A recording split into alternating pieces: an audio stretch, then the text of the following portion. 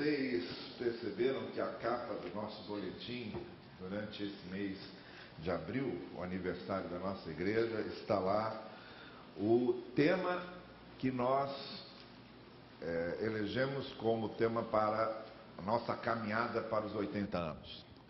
Este momento em que estamos aqui, comemorando os 79 anos da nossa igreja, é o momento inicial dessa caminhada, quando estaremos rumo às comemorações dos 80 anos desta igreja, com todos os alvos, com todas as ideias que temos, com os projetos que precisamos estabelecer, firmar e executar para prepararmos nossa igreja para essa caminhada de 80 anos e para a comemoração dessa data redonda.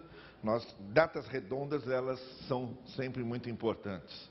Essas datas redondas, quando falamos em 40 anos, 50 anos, 70 anos, 80 anos, parece que as datas redondas têm um peso maior, inclusive para nos alertar de que o tempo passa muito mais depressa do que imaginamos. E todos nós nos surpreendemos quando pensamos nessas datas redondas com o peso que elas possuem. Então é claro que a comemoração dos 80 anos da nossa igreja não poderia ficar fora desta requisição de uma reflexão séria sobre o que temos feito e, muito especialmente, a disposição de fazermos ainda mais. A nossa história e o que temos feito não pode ser ou não podem ser um motivo para nos acomodarmos. O maior risco que temos quando olhamos para trás e contamos as vitórias alcançadas é nós nos acomodarmos a estas vitórias, esquecendo-nos de que há outros desafios à frente que precisam ser atendidos e que precisam ser alcançados. Há outras realizações adiante, há outros horizontes à frente que precisam ser alcançados também. Então, nossa história é esse processo entre olhar para trás e ver o que fizemos e olhar para frente e nos prepararmos para fazer ainda mais. E é nesse sentido que eu gostaria de trazer a mensagem a esta igreja hoje pela manhã. Neste momento em que completamos os nossos 79 anos e caminhamos para os 80, o nosso apelo será sempre esse. Para mim, para vocês, para cada família, para cada um de nós. O que fizemos é importante, mas o que fizemos deve nos levar como um impulso e uma motivação e um incentivo a ainda querermos fazer mais, a ainda realizarmos mais e ainda a alcançarmos mais. E é claro que em meio a todas as coisas mais práticas que podemos falar a respeito disso, hoje, entretanto, eu gostaria de tentar oferecer a vocês aqui uma base teórica de reflexão. Por que é que precisamos fazer mais? Por que é que o passado só não nos basta? Por que é que só os desafios alcançados anteriormente já não nos são suficientes? E precisamos estar sempre caminhando para frente. A própria reforma protestante aconteceu nesse sentido. Quando os reformadores disseram, olha, a igreja chegou onde chegou porque achou que já tinha feito muito. Por isso, uma das máximas dos reformadores protestantes era: uma igreja reformada deve estar sempre se reformando. Porque quando deixamos de nos reformar, quando deixamos de querer mais, quando não acreditamos que há mais o que fazer, nós paralisamos, nós estacionamos. Então, uma igreja que teve muitas vitórias precisa continuar tendo vitórias. Uma igreja que alcançou muitos alvos precisa continuar alcançando outros alvos. E é sobre isso que eu gostaria de falar a vocês hoje, para que nós hoje, neste dia 22 de abril, dessemos então início a essa caminhada rumo aos 80 anos, com a consciência de que fizemos muito, mas ainda podemos fazer mais. E o texto bíblico que eu gostaria para esta reflexão com vocês está em Lucas capítulo 17. Nós vamos ler a partir do verso 7 até o verso 10. Eu gostaria de compartilhar com vocês esta manhã algumas ideias com referência a isso. Lucas capítulo 17, a partir do verso 7, o Senhor Jesus Cristo diz assim: qual de vocês, que tendo um servo que esteja arando ou cuidando das ovelhas, lhe dirá, quando ele chegar do campo: venha agora e sente-se para comer? Ao contrário, não dirá: prepare o meu jantar, apronte-se, sirva-me enquanto como e bebo, depois disso você pode comer e beber? Será que ele, o Senhor, agradecerá ao servo por ter feito o que lhe foi ordenado? Assim também vocês, quando tiverem feito tudo o que lhes for ordenado, devem dizer: somos servos inúteis, apenas cumprimos o nosso dever. Com certeza este não é um dos textos que costumamos eleger para os nossos preferidos nos evangelhos. Nós temos, na verdade, duas Bíblias. Nós temos a Bíblia em si e temos a Bíblia que guardamos em nosso coração. A Bíblia em si está aqui completa, inteira, tem tudo o que nela foi escrita e está disponível a irmos a ela a hora que precisarmos para nela estudarmos e descobrirmos quais são os ensinos do Senhor. A Bíblia que levamos no nosso coração é um filtro. Nós filtramos apenas aquilo que nos interessa. Gostamos dos nossos textos preferidos e normalmente nossos textos preferidos têm a ver com as bênçãos de Deus, com o amor de Deus, com o cuidado de Deus, com o perdão de Deus. Os nossos textos preferidos têm a ver com aquilo que Deus pode fazer de bom para nós. E nesse filtro natural em que selecionamos esses textos, os outros, que entretanto possuem a mesma força, a mesma originalidade, a mesma inspiração desses que selecionamos, ficam esquecidos. Porque aí já não nos agrada. Por exemplo, nos agrada muito sabermos que o Senhor está conosco em todos os momentos e nos guarda e nos acompanha. Isso nos agrada. Mas não nos agrada esse tipo de texto que acabamos de ler. Ele não nos comove. Ele não passa no filtro.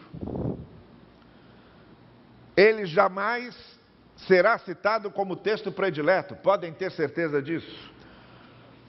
Quantas vezes vocês perguntarem qual é o texto predileto de uma pessoa, ela dirá vários. Mas nenhum de nós nunca dirá: o meu texto predileto é este em que Jesus diz: quando vocês fizerem o que lhes for ordenado, digam: somos servos inúteis porque fizemos apenas o que devíamos ter feito. E esse texto não nos agrada porque exige de nós. E nós não gostamos de ser exigidos. Nós gostamos de receber, gostamos de ser acarinhados, gostamos de ser confortados, gostamos de ser alentados, mas não gostamos de ser exigidos. Não gostamos de ser requeridos. E afinal, não gostamos de ser cobrados. Que venham os textos bíblicos que me confortem, que me alentem, que me alegrem, que massageiem meu ego, que me digam como eu sou importante para Deus, que me digam como Deus me ama, que me digam que a graça de Deus é suficiente para mim. Esses textos eu quero. Mas, por favor, não me venham com textos que me digam que estou fazendo menos. Por favor, não me digam textos que exijam de mim aquilo que não gosto de ser. e que exijam de mim que eu viva como eu não gosto de viver, e que reclamem comigo de dedicações que eu não gosto de dedicar. Este texto definitivamente não está em nossos textos preferidos, por esta razão. Porque gostamos do que vem de lá para cá. Gostamos do que vem de cima para cá. Mas não gostamos que de cima nos cobrem o que deve ir daqui para lá. Mas é exatamente o que faz esse texto que não gostamos. Este texto que não gostamos, e que não está entre nossos textos prediletos, ele está dizendo, em outras palavras, exatamente o tema que escolhemos para os nossos 80 anos. Podemos fazer mais, porque o que temos feito é tão somente o que devíamos ter feito. E eu gostaria de caminhar aqui para algumas direções. Como eu disse, a minha intenção hoje é sustentar uma base teórica, algo que nos faça refletir biblicamente. E normalmente, como eu costumo fazer, algo que nos faça olhar com um outro olhar para os textos bíblicos. Eu já disse a esta congregação que uma das coisas que mais me move na pregação do Evangelho é levar os meus ouvintes a olharem para um texto e dizerem: já li esse texto tantas vezes, mas nunca o tinha visto desse ponto de vista. Para mim, é a única forma, é a única coisa que justifica uma mensagem, que justifica uma pregação, é que o pregador tenha essa capacidade de levar o ouvinte a ver o texto de uma maneira diferente. Em que ele diga: já vi esse texto, mas nunca o vi dessa forma. Carlos Drummond de Andrade costumava dizer que quando morremos, morre conosco uma certa maneira de ver. E é exatamente isso. Quando morremos, morre conosco uma certa maneira de ver. Aquela nossa maneira de ver que pode contribuir muito para a maneira de ver de outros. O que esse texto nos ensina? Que bases ele nos dá e de que maneira podemos vê-lo e aplicá-lo nesse contexto em que estamos, em que somos desafiados a fazer mais. Eu vou começar sempre enunciando o que costumamos dizer e tentar apontar um outro caminho. Já que queremos fazer mais, o que temos feito já não nos interessa tanto como diretriz. Já está feito, afinal, já faz parte da história. Feito já está. Queremos coisas novas, queremos caminhar adiante, queremos fazer mais. Então, comecemos por aqui. Costumamos dizer que a Escritura é a nossa regra de fé. Isto é o que costumamos dizer. Mas a primeira coisa que eu quero desafiar esta igreja rumo aos seus 80 anos é que neste poder fazer mais, não vejamos apenas a Escritura como regra de fé, mas tentemos mais. Tentemos ver o Espírito do Evangelho falando mais alto do que a letra. Eu estou dizendo, em outras palavras, que ao cristão não basta o literalismo das Escrituras. Não basta o que a letra está dizendo. É necessário que nós cumpramos o espírito do Evangelho que está na letra, que está nas entrelinhas, que às vezes não está tão evidente, mas está lá. Por exemplo, vou dar um exemplo. Eu estava horrorizado ouvindo uma pessoa dar uma entrevista justificando pela Bíblia porque ela era a favor da pena de morte. E ela citou todos os textos do Antigo Testamento que falam a respeito de pena de morte. E disse mais, disse que não há nenhuma palavra de Paulo e nenhuma palavra de Cristo contra a pena de morte. Está bem, eu concordo. Se você ler o Antigo Testamento, muita coisa você vai encontrar lá, adotando, apoiando e executando a pena de morte. Tem pena de morte? Sim, está lá escrito, tem pena de morte. Não posso negar isso. Mas não é o espírito do Evangelho. Não é o espírito do Evangelho. Ora, então vamos ver. Uma pessoa devia ser condenada à pena de morte por quê? Porque matava. Mas também era condenada à pena de morte porque adulterava. Também era condenada à pena de morte porque enganava. Também era condenada à pena de morte porque descumpria suas funções sociais. Era condenada à pena de morte por causa de sua promiscuidade. Era condenada à pena de morte porque não pagava o que devia pagar. Agora imagina se mandarmos a pena de morte todos aqueles que caem no Serasa. Quer pena de morte na Bíblia? Então cumpra tudo. Mas deixa eu dizer uma coisa. Não há nenhuma palavra do apóstolo Paulo contra a escravidão. Eu não encontro na Escritura nenhuma palavra de Paulo contra a escravidão. Pelo contrário.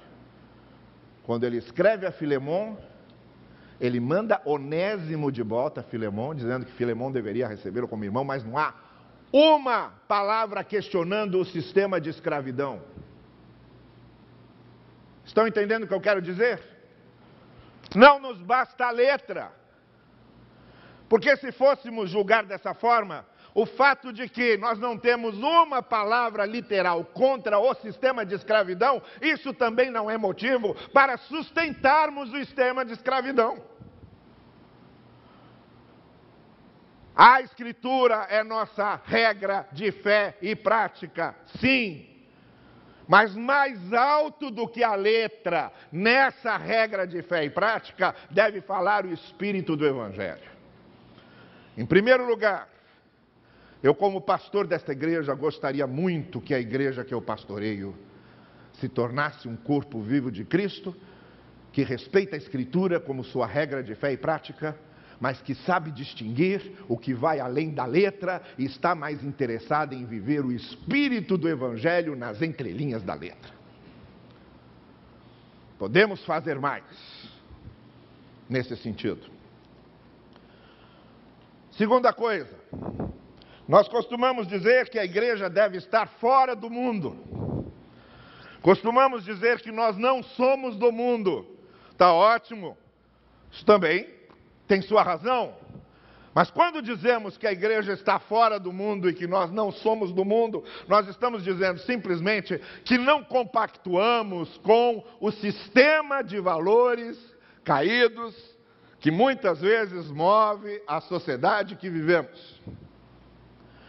Mas em nenhum momento isso é um chamado a um tipo de monasticismo, a nos tornarmos monges, separados, como se nós não pudéssemos, por exemplo, ter convívio com pessoas que, no nosso entender, são o quê? Do mundo. E mais do que isso. Podemos fazer mais nesse sentido de que somos chamados para não compactuarmos com os sistemas corrompidos de valores, mas a igreja tem que estar no mundo, no sentido de que é no mundo que ela salga e ilumina. E digo mais, a igreja deve servir ao mundo. Porque não há outra maneira de salgarmos o mundo senão servirmos ao mundo. Prestem bem atenção no que eu vou dizer. Quando a igreja resolve servir ao mundo, ela também está cumprindo o seu papel. Não é só quando evangeliza o mundo. Quando ela presta serviços ao mundo. Por exemplo, quando ela resolve alfabetizar pessoas que não sabem ler. Ou se presta a profissionalizar pessoas ou facilitar pessoas a terem acessos a coisas que essas pessoas mais oprimidas e mais desfavorecidas não têm. Uma igreja deve se envolver com isto. E no meu entender, uma igreja com o espaço que temos, por exemplo, em que a maioria do nosso espaço durante a semana fica muito ocioso. Mas sem a preocupação de ganharmos almas, entendem? Quando nós damos uma cesta básica, nós não estamos dando uma cesta básica para que as pessoas se convertam. Nós não estamos trocando salvação por uma cesta básica. E mesmo porque não é a igreja que salva.